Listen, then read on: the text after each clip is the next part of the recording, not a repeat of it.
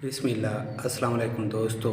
अगर दोस्तों आपकी छाती या गले में सालों से बलगम जमा है, आपको बार बार बीमार करता है, गले में बलगम जमा हुआ है या फिर एलर्जी, नज़ला, ज़ुकाम, खांसी की शिकायत होती है, तो उस वक़्त ये अलामात ज़ाहिर होती हैं जब हमारे फेफड़ों में बलगम जमा हुआ होता है।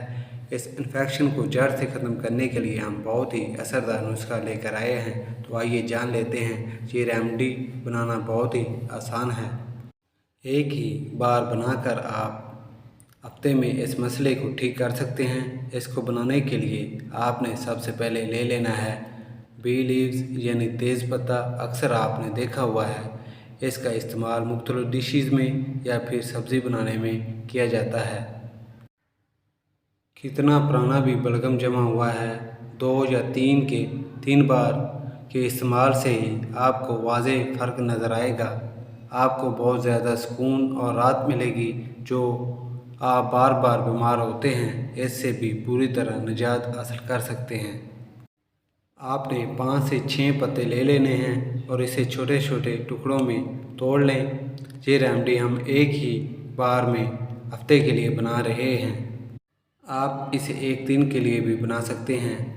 इसके बाद हमें चाहिए अदरक। अदरक को आपने अच्छी तरह धोकर छीलकर छोटे छोटे टुकड़ों में काट लेना है। इससे हमने अदरक का इस्तेमाल किया है। अदरक के फ़ायदों का तो आपको पता ही है। ये आपको नज़ला, ज़ुकाम, खांसी, बुखार, दर्द हर तरह का राहत दिलाने में मददगार है। अदरक के अंदर vitamin C, calcium, phosphorus, iron, zinc, copper, magnesium जैसे ग़िज़ाई अज्जा पाए जाते हैं। अदरक हमारे जिस्म में बैक्टीरिया और वायरसेस से लड़ने में बहुत ज़्यादा मददगार साबित होती है। अगर आप इसको रोज़ाना इस्तेमाल करते हैं तो जो गले में दर्द होता है और जो बलगम होता है, इसको पूरी तरह छुटकारा दिलाने में मदद करता है। इसको बनाने के लिए हम चाय बनाने वाले बर्तन में आधा लीटर पानी लेंगे। अगर आपने एक दिन के लिए बना रहे हैं तो 1.5 कप ले लीजिए। जो हमने बी लीव्स यानी तेज़ पत्ते लिए थे, इसको अच्छी तरह धोकर पानी में डाल दें। जब पानी के अंदर हल्का बॉयल आ जाए तो आप इसमें अदरक के टुकड़े डाल दें। इसमें 1 से 2 चीज़ें और शामिल करेंगे जो कि आपको दोस्तों बहुत ही ज़्यादा फ़ायदा देंगी। इसमें लौंग का इस्तेमाल करेंगे। अगर आप इसके एक दिन के लिए बना रहे हैं तो 1 लौंग इस्तेमाल करें। अगर आप इसे 7 दिन के लिए बना रहे हैं तो 7 लौंग इस्तेमाल करें।